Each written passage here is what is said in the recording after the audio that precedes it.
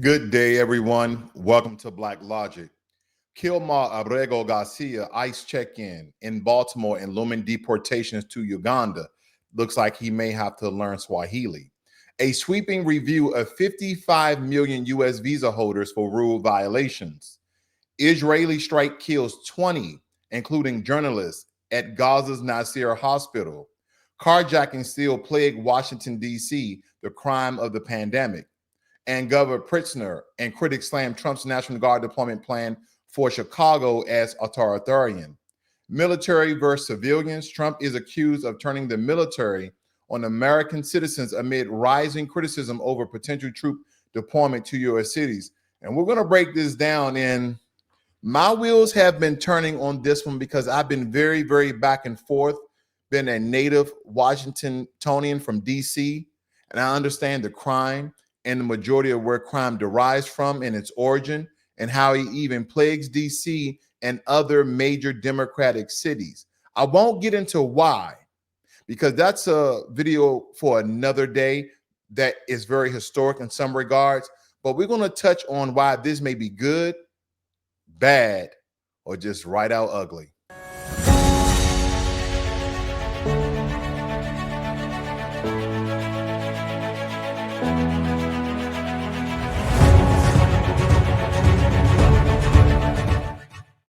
So Kilma Abrego Garcia turned himself in at ICE, the office in Baltimore, just today, and just days after being released from a Tennessee jail, facing the threat of deportation to Uganda. Now, he's Hispanic. I believe he knows Spanish as well as English, but he does not know Swahili, which is one of the official language of Uganda, which is a country in Africa.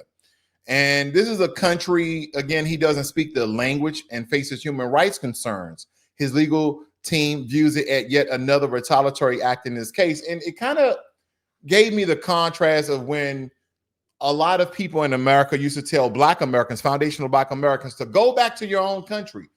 What country is that? We've only known America for hundreds of years. So even if we was essentially deployed, as they were trying to say, oh, first is going to be the Hispanics and second is going to be the Black Americans, we know that's not going to happen.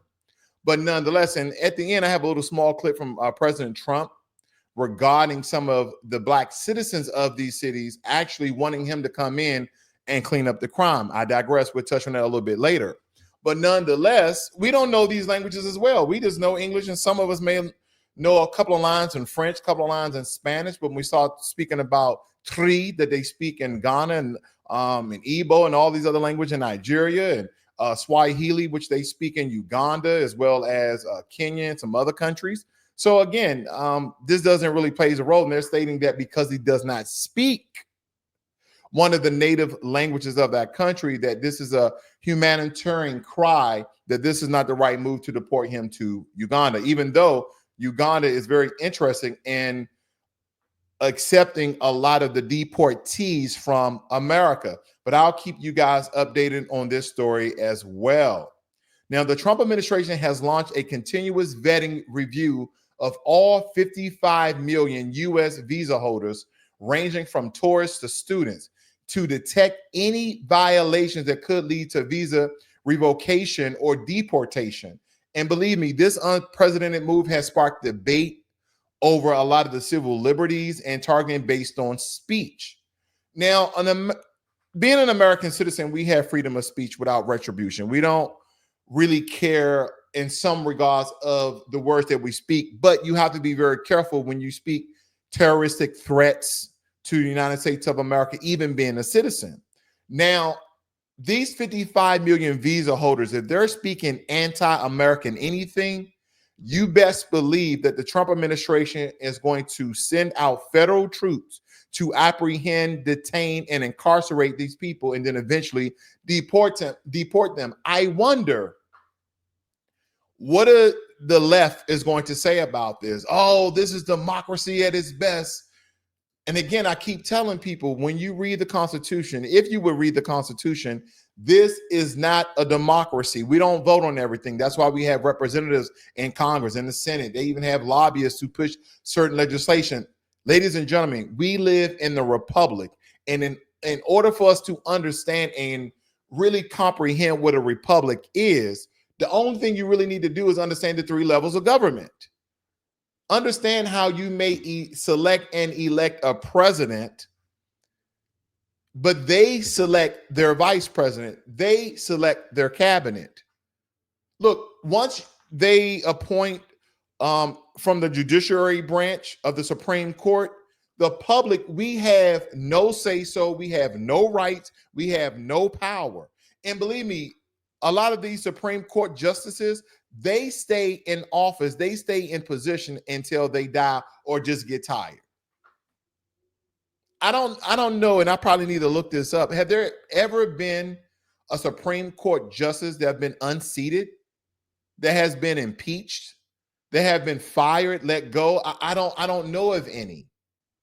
Again, a lot of these Supreme Court justices stay in position, stay on the Supreme Court almost until the day that they die. So again, we the people need to understand the Constitution and all of the amendments, and not just speaking as democracy, democracy, democracy, democracy. This is some of the rhetoric that has been pushed by both parties because they want to have this overglowing, unifying body of bipartisanship. And there's really no bipartisanship, because if there was a bipartisanship, then the Constitution will have it as though that the government is always split. Then some people will say, well, Blacklogic, if that's the case, then nothing will ever get done, even though you'll have these politicians on the left, on the right, state that how bipartisan that they are and how bipartisan they will be once they get into office. And some things, by the way, as a disclaimer, are bipartisan, but most of these things are either Democratic or Republican ran and led. That's just the nature of the beast, ladies and gentlemen. So again, they're going to dive deep into a lot of these 55 million visas. Of course, they may be using AI to screen these as they upload this into certain systems. So they're going to get results very quickly here. They're going to use Chat GPT, Claude AI, Gemini, Grok. They're going to use all the powers of all these different AIs in order to get this done very, very quickly. Ladies and gentlemen, President Trump has been moving at warp speed to make America in his image and his likeness. That's my conjecture. Now, some of you agree, and don't get me wrong, I agree with some of the things that he's doing, and some of the things I'm in between, and then there's just some things I just totally disagree on altogether. We have a lot more to cover, so let's move on. An Israeli strike near Nasser Hospital in southern Gaza killed at least 20 people, including 5 journalists from the Reuters, AP, Al Jazeera, and among others. And if I was a journalist, I will not be going to Gaza. I will not be going to Israel.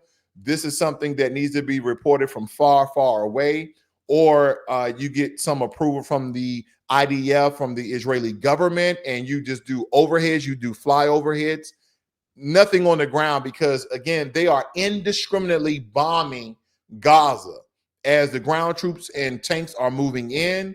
The IDF has opened an inquiry and expressed regret about these 5 journalists and these 20 people being killed, underlining that the harming of journalists is not intentional. Well, if my memory serves me correctly, this is around 8 journalists that have been killed by indiscriminate bombing of Gaza. You had the one suspected terrorist, or he was linked in some regards to Hamas, and his 2 compadres.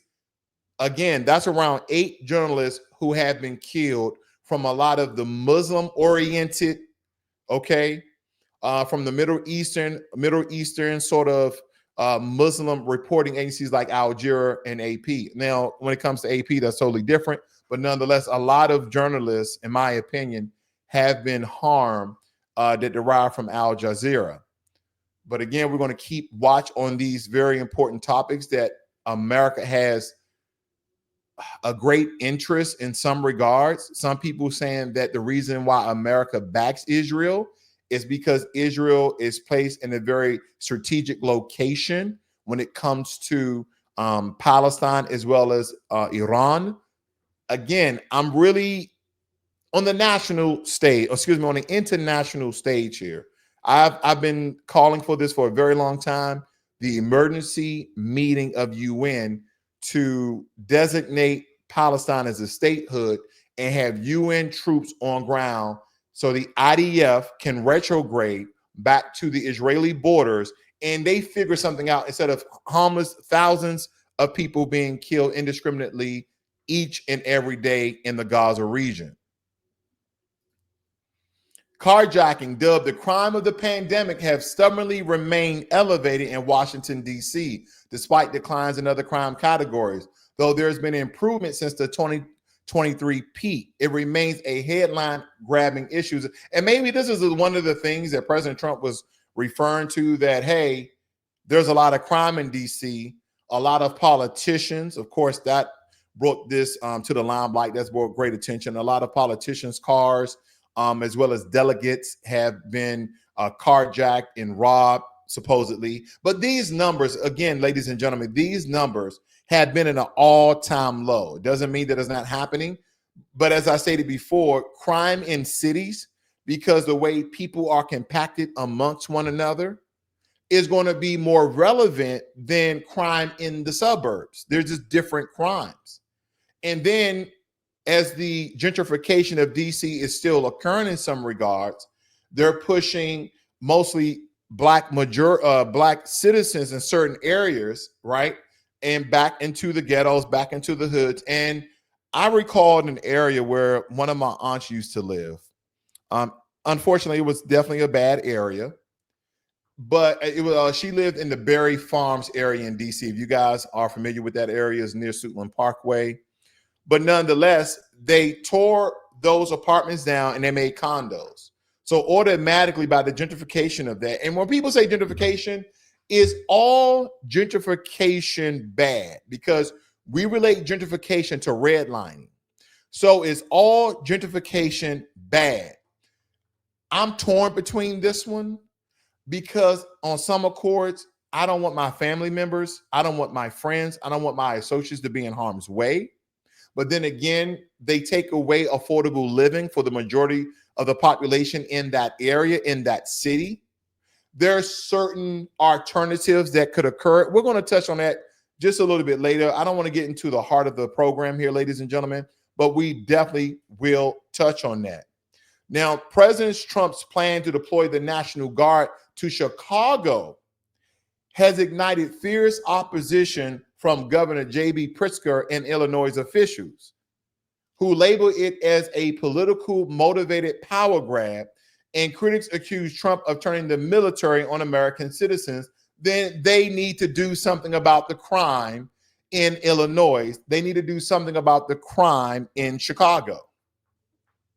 See, I realized this. I could have made this channel Democratic, leaning far liberal. I could have made this channel Republican, leaning far conservative. But I label this channel as the truth because, see, some things you will see me lean left, you will see me lean right. And some people, oh, you need to choose a side. No, I pick the side of America.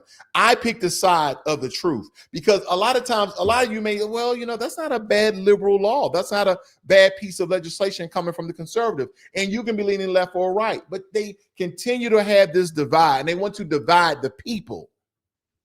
How do you think these political figures, how do you believe these political pundits continue to stay in power? Because they, in some regards, manipulate and trick the minds of the people to choosing a side. But no one just want to choose the truth. Oh, you talking about an independent? No, because a lot of independents, believe it or not, tend to lean a little bit liberal. And people always want to box you in a certain classification or a certain category. Whatever happened to the truth? We have all these Christians in America. And matter of fact, the foundation of Christianity in America has basically shaped some of the laws in our country. So if God, if Christ is the Holy Spirit, is in truth, then why can't the citizens of America be in truth? Why are you choosing a side? Choose the truth. Well, the Republicans are the most transparent and honest government, side that we've been on. No, they have not been. Both of these political bipartisan sides have been telling lies. Why we don't have the Epstein files yet? Huh? Free P. Diddy. That was a joke. But again, that's his own battles. But the point I'm making here, family, is when you just say, you know what? Why label myself as such? Let me just choose the truth. That's what I'm getting at here. Now, again, Trump accused of turning the military on American citizens. He has plans to send National Guard troops to Chicago. And I'm absolutely torn about this. But before then, let's hear this from the president's mouth himself. Let's listen in on this. And after we do this, we'll go to another location and we'll make it safe also. We're going to make our country very safe. We're going to make our cities very, very safe. Chicago's a mess. You have an incompetent mayor, grossly incompetent. And we'll straighten that one out probably next. That'll be our next one after this. And it won't even be tough. And the people in Chicago, Mr. Vice President, are screaming for us to come. They're wearing red hats, just like this one, but they're wearing red hats. African-American ladies, beautiful ladies, are saying, please, President Trump, come to Chicago. Please.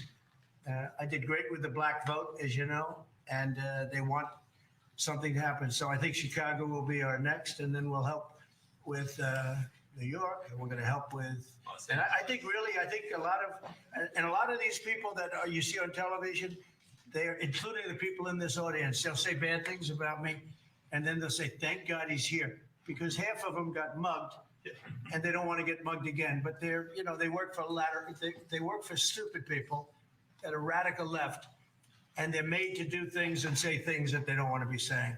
But the people right here are all happy.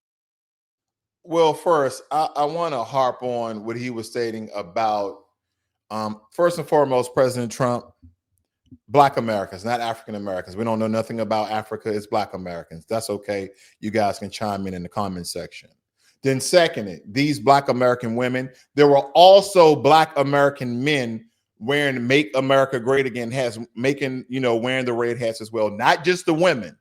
Again, when I listen to politicians, it's a reason why they say things the way they say it. We're not trying to start a divide, because first he said Black American women want them to come there and clean up the crime. Then he won the black vote. The black vote was male and female alike. So again, there's Black males, there's Black females, Black Americans that want crime to decrease in Chicago. Now, Governor Pritzker of Illinois stating that this is a political move.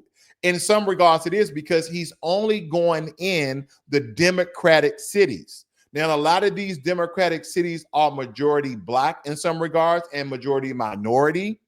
Okay, unfortunately, because our people, ever since Lyndon B. Johnson has been in office, has been voting democratically because of the civil rights law that Lyndon B. Johnson signed into office. But no one is remembering what Lyndon B. Johnson said. And excuse my language for people who have church ears, this is a trigger warning already.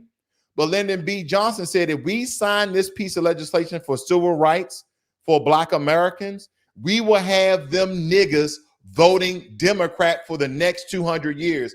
Well, Black Americans, foundational Black Americans, we're going into 70 years of voting Democratic majority, because the Democratic Party has been fear-mongering us to vote Democratic, and the only thing they've been giving us is lint in their pockets. The only thing they've been doing is giving us a ride along the campaign trail, and right before they get elected into office, they kick our asses out, and they do nothing for the Black community. And we're going to get it again. We're going to get into some of the alternatives that I believe that President Trump can actually do in regards of him deploying National Guard troops in a lot of these Democratic Black cities. Because again, as I told you guys before, instead of the DC takeover, how about sending troops to Memphis, Tennessee?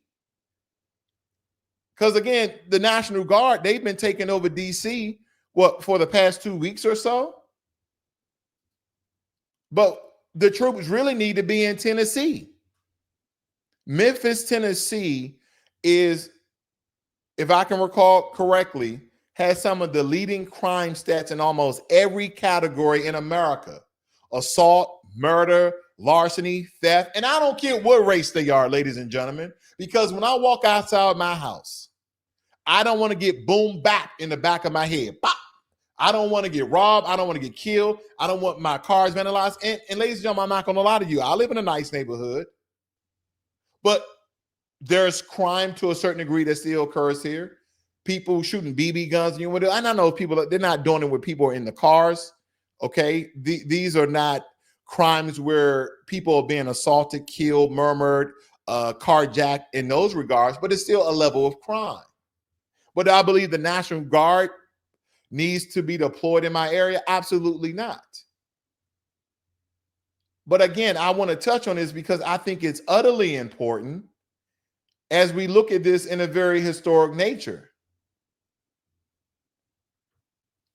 Because do not forget, police came about from slave patrols and capturing slaves. And these slaves were Black Americans.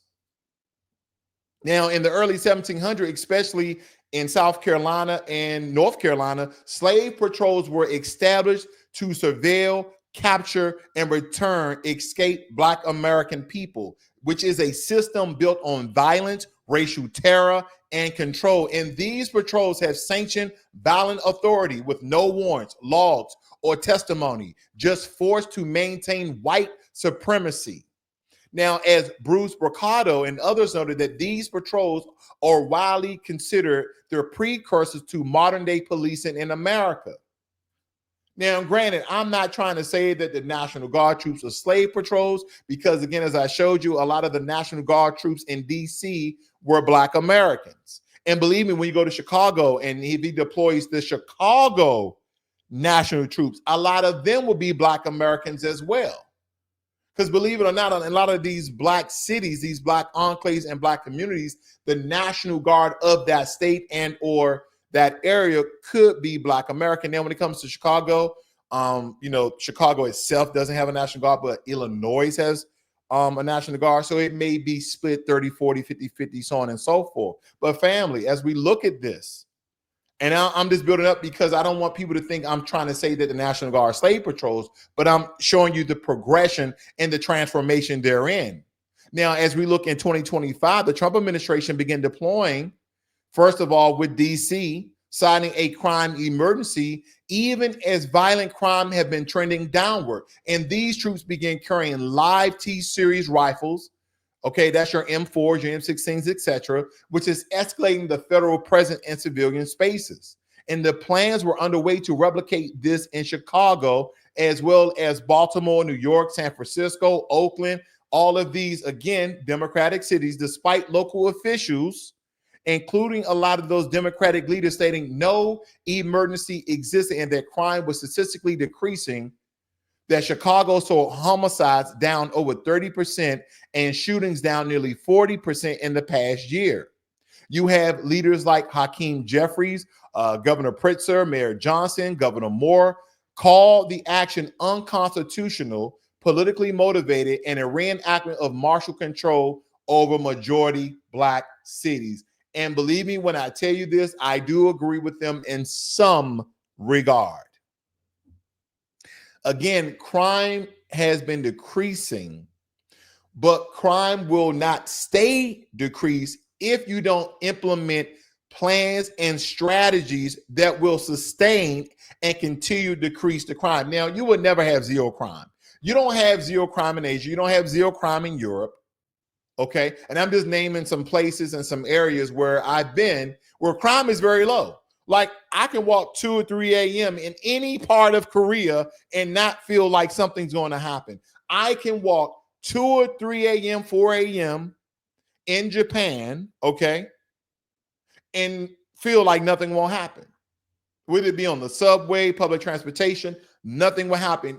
Now, if you're doing dealings with the triad, the Japanese Yakuza, the Korean mafia, you have something to worry about, but I don't deal in those circles. So I can walk a lot of these countries and nothing ever happens to me. Okay. Because I'm not dealing with criminals. I'm not doing that. But when it comes to America, It doesn't matter where you are, essentially, especially if you're a black man in America. Some people will say, well, you're a black man in America, you're most likely to be harmed by a black person. Well, that's every race.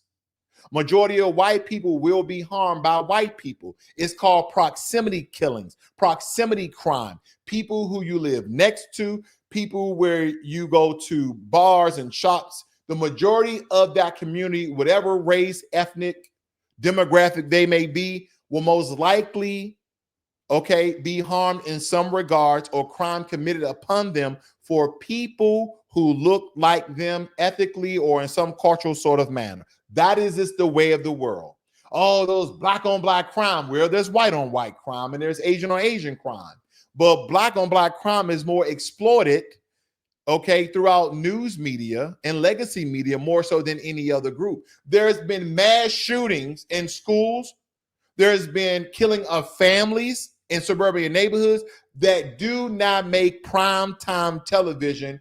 And majority of those crimes come from the white community. Again, if we're going to point out crime from one demographic of people, one racial people, then all crime needs to be reported at the same percent, at the same coverage than any other group. Because again, if you paint a certain amount of people as criminals, then when other demographics and other race of people see those people, they automatically have subconscious bias that they are committing a crime or just committed a crime. That's just the way the human psyche works. And believe me, the government knows this. They do psych ops all the time. You continually running through an experiment here in America. They've done things for hundreds of years in this country, and they know how people will respond when they, again, deploy National Guards, federal troops, whatever they meet. They know how the public will respond. Well, that's a good thing because they're going to crack down on crime. And if those blackies over there are going to do it, then they need to be incarcerated. They need to be deployed. They need to be deported. All these very white supremacist ideology. And again, I agree with some of the things that President Trump is doing, and I disagree with some of the things that President Trump is doing. But here's another kicker. When the Democrats and a lot of these Democratic-run cities had the presidency, the Senate, and Congress, why didn't you use some of the resources to decrease a lot of the crime in your areas? Not stating that you guys wasn't trying, but there's a lot more things that could have been done. Let me carry on. Now, here's the good. Potential immediate suppression of violence of high-profile incidents. Because again, ladies and gentlemen, I really want to talk about the optics here, because the optics of divisive actions could reassure some communities. Now, just President Trump stating that he's going to send the National Guard troops to Chicago could automatically decrease crime. Because your pea shooter against an M4 with 240 rounds of ammunition could deter a lot of crime. Believe me, I know. A show of federal resolve in cities plagued by chronic problems, signaling that help can come fast. Now, as this new term YNs are, being more vicious than any other demographic or lineage group of people that live in a lot of these black cities, these YNs have been more notorious, supposedly.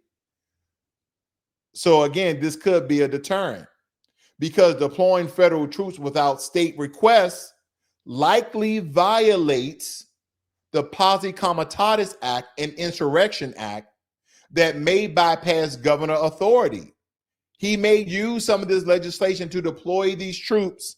And like he stated, Chicago, New York, San Francisco, Oakland, all of these other places. But the martial presence in civilian life fosters fear, not cooperation, especially in communities historically over police and over surveilled. And believe me when I tell you this, a lot of the black areas are over police and over surveilled. I guess I won't say my only problem, but one of my problems is this. What about the innocent civilians that do not deal in crime in those areas and unfortunately only have the funds to live in a lot of these low income areas? What about those black American citizens. They can't control the crime themselves. They don't have the resources, even if if they call, they're in danger of their lives of being snitches. So this is why I'm torn. You get what I'm saying? I want Black American citizens who are out there, regardless of your income status, whether you in poverty, just above poverty, living paycheck to paycheck, middle class, but you cannot afford to live in a neighborhood that don't have high crime. I do want them to live safe, harmonious lives without a lot of the crime in these areas affecting them and being harmed by them and their family members and friends. This is why I'm torn. But I will say that focusing on cities that are led by Black Democratic mayors like Mayor Johnson of Chicago, while ignoring similar or worse problems in majority white areas undermines credibility and fairness. Do this for the entire country. Every state has a National Guard, President Trump. Don't just do this to back the midterms of next year going against your Democratic opponents. Do this for America. When we say America first, let's really mean America first. Let's not mean Republican first. Let's not mean Democratic first. Let's not mean independent first. Let's really mean America first and do this everywhere, even in Republican-ran states. As I told you, Tennessee.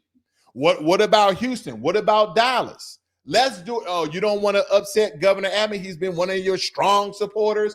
No. If this is America first and we want to decrease the amount of crime here in America, then let's do it everywhere. Because here's the ugly. The echoes of slave patrol violence. Let's not forget about that. The militarized force entering communities that are majority Black without consent, reinforcing centuries-old patterns of oppression and racial control. Political theater disguised as security policy using fear rather than funding, reform, or even community empowerment. And this is what I've been saying. The millions and billions of dollars that the Democratic Party that used up to support illegal immigration. And this is why you have, believe it or not, ladies and gentlemen, you have a very large population of Black people in Chicago that voted for President Trump, that wears their MAGA hats because of the Democratic Party imposing illegal immigrants in their areas. Again, they uprooted, they evacuated, they vacated Black community centers, Black churches to house illegal immigrants. They had illegal immigrants living better than the Black citizens. So again, when I look at what President Trump is doing, do I totally disagree? I cannot. As I told you before, I'm very, very torn behind this.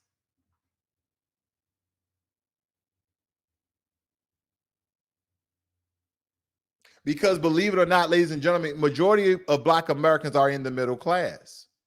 But unfortunately, a lot of our people are still living in squalor. And again, there is a lot of historical context of the reason why our people still live in squalor. And I can give you a psychological breakdown because some people are like, well, things will change if you just get an education, if you just get that. When people say post-traumatic slave disorder, or they're saying that you have a generational curse, and I even did a breakdown years ago on Facebook, generational curse part 1 and 2. It's been years, more than 10 years ago, I did that breakdown because I don't think people understand how trauma is passed down generation to generation. I just came back home from DC. I saw family on my father's side and I saw a family on my mother's side. And when I look at some of my family members on my mother's side, I see a lot of that trauma that has been passed down from my mother's and her sister and her brothers to us. And then I've seen how our grandmother and grandfather pass down some of that trauma. And again, I'm just trying to give you a little bit of context because these are not excuses. These are not reason because of the crime that are in a lot of these Black democratic cities. This is just the cause. And now we have the effects. But again, I may do a video to break that down even further so you guys, again, can be provided with more context. I just want to really think of how the Democrats could have used a lot of the funding, a lot of the reform, instead of with illegal immigration, they could have used it for a lot of the Black communities that really needed it. Because believe it or not, a lot of Black Americans do not want crime in their neighborhoods. Because more times than not, when you have high crime or when you just have a certain threshold of crime in your neighborhood, sometimes you can be sucked in. You can be walking down the street and there's a gang member or there's somebody who's doing something illegal and you accidentally bump into them or you accidentally cross their path and then something occurs. I don't want that for anybody, and I definitely don't want that for Black Americans. Now, as I stated before, there are some things, some alternative paths that President Trump, I believe that could be, again, suitable solutions to curtail, to decrease the amount of crime in a lot of these cities and not deploy National Guard troops. What about invest in community-based policing and social services where you actually have police to walk the beat as they used to and make connections with the citizens in those areas? And as I said this before, ladies and gentlemen, if you do not want crime in your area, then we need to start motivating and pushing our children into law enforcement. We need more foundational Black Americans in law enforcement. We need to start to police our own. Because when one of these Black men or women show a certain look on their face of anger or disparaging, instead of a white cop pulling that gun, that Black cop can lend a hand. Hey, brother, I know what you're going through. I've been there. Nah, cop, no, you just a pig. You just that and the other. Brother, listen, I went to Ballou High School. I went to Cardoza High School. I went to Mackenzie High School. I went to Calvin Coolidge High School. I just lived down there in this area here. I lived off Good Hope Road. I lived in Anacostia. And you can start to relate to a lot of our people. You see what I'm saying? And I'm just showing there was some references in high schools in DC, but the same in Chicago, New York, Oakland. It doesn't matter where it is. In the majority of these Black areas, I'm telling you to start motivating and pushing your children into law enforcement. I guarantee, okay, and this is my conjecture, I guarantee not only will crime decrease, we will have better law enforcement relation with the community. We really need to be flipping the script towards youth programs, mental health and conflict resolution, targeting root causes. Because when I saw a video, they was doing some crackdown in an area in DC. I saw all these Black youth this outside. And the first thing that came to my mind was, why you're not doing your homework? Why you not being constructive? Now, granted, kids should go outside and play, but it is, again, they have created this depiction of Black people outside hanging about, and some of them trying to stay in style when they're pants sagging. Again, I may not agree to that, but that is no reason to paint a negative connotation on people by the way that they're dressed or that they're just hanging out. Again, I'm torn.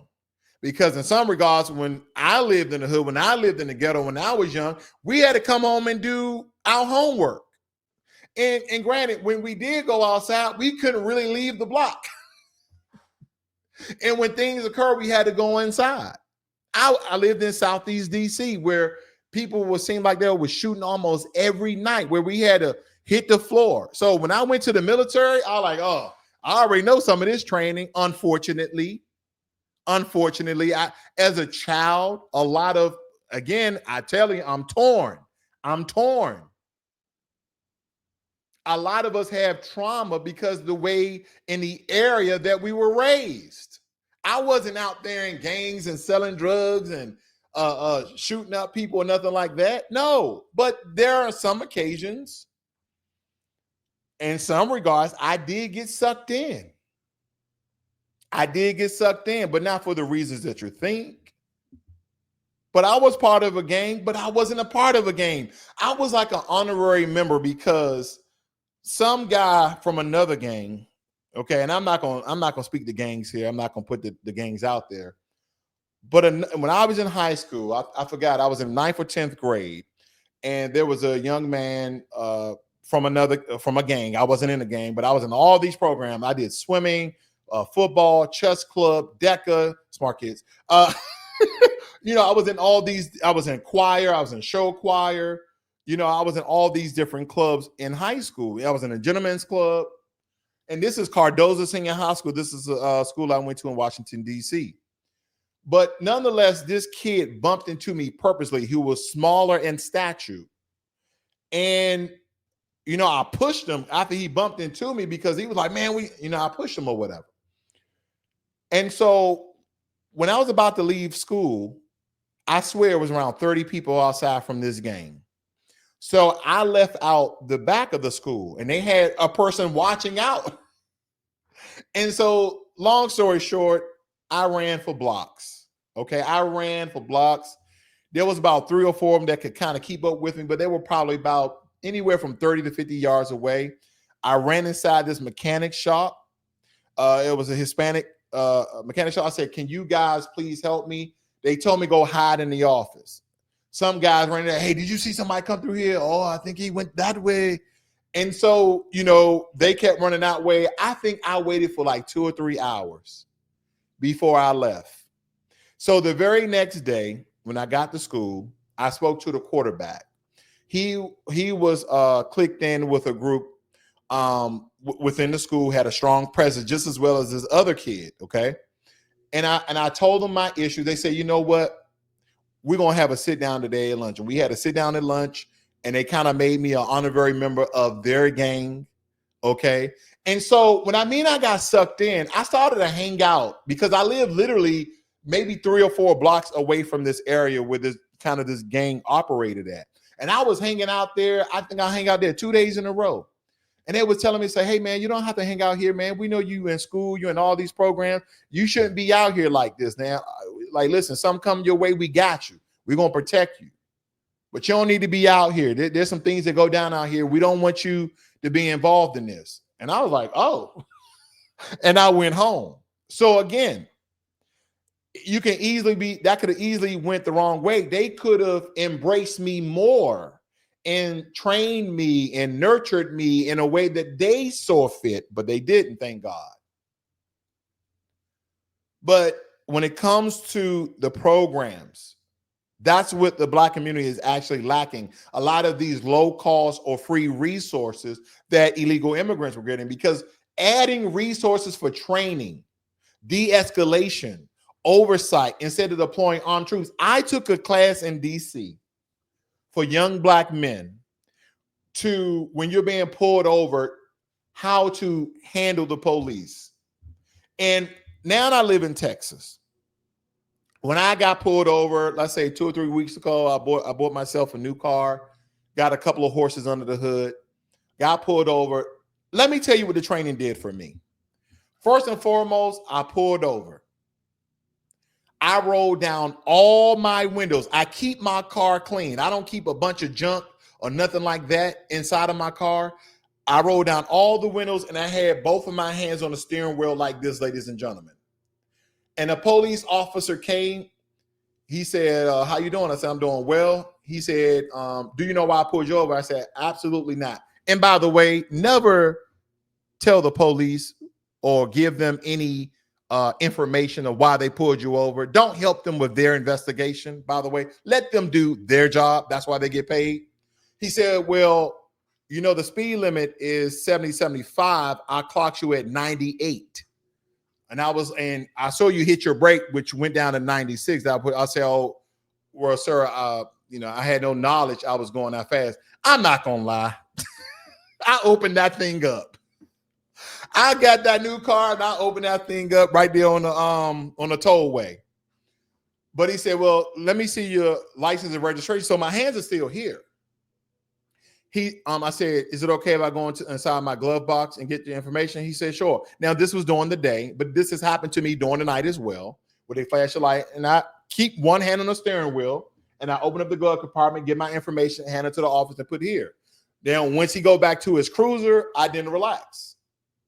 So after like 5 minutes, he comes back. I see him in the rearview mirror. I put my hands back on the steering wheel. He said, well, here you go, sir.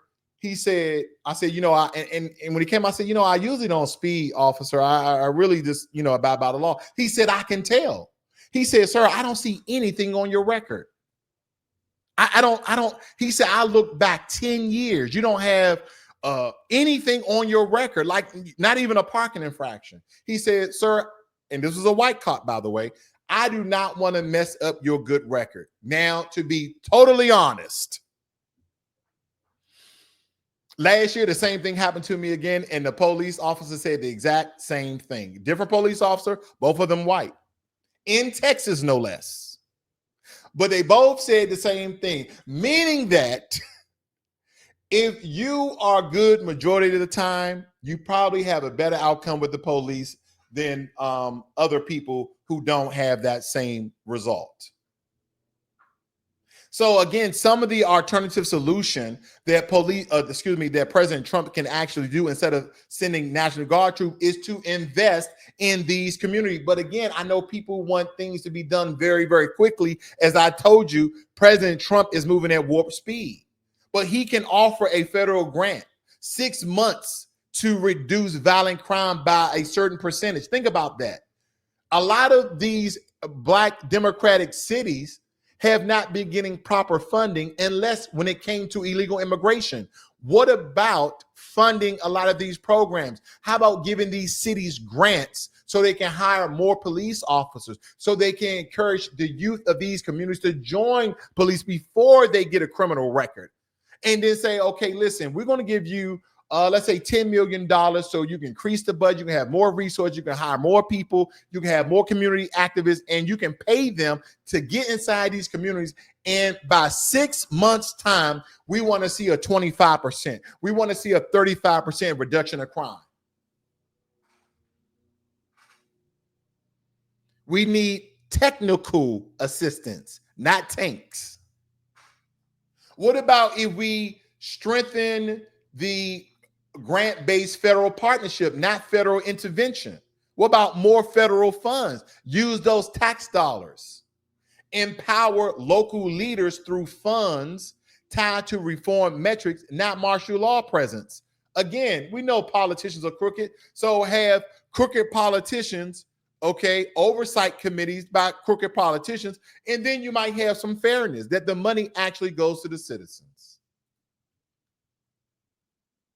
Ladies and gentlemen, I want the best for America, because what we're seeing isn't just policing. This, in some regards, is a militarized reenactment of the same oppressive lineage that birthed policing in America. And granted, I know that there's Black, Hispanic, Asian, and white National Guard. And as I showed you in DC, the National Guard was majority Black. But that doesn't take away from the militarization and the reenactment of some of the oppressive lineage that has been birthed in America. This force-first approach echoes of slave patrols now draped in modern uniforms and rifles. So instead of empowering cities, which the Democrats should have done, as well as other administrations that were Democratic or Republican, instead of empowering cities to heal and reform, the administration opts to dominate. That is why a lot of people say, oh, this is authoritarianism, this is enacting martial law. I've even said some of those same things. But turning progress into a battleground, it's a spectacle that courts fear when you really look at this from a holistic standpoint. This fuels resistance and it blurs the republic.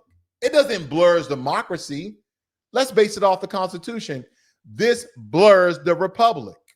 So again, President Trump, there are alternative ways, but let's be real. I think he has his mind made up. And as I told you throughout this broadcast, I am torn because in some regards, I want safe environments for my people.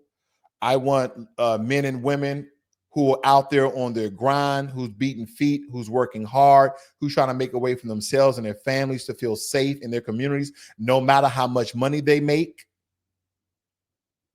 Then the other part I'm torn is that what policing in America has been doing to the Black communities around this nation for quite some time.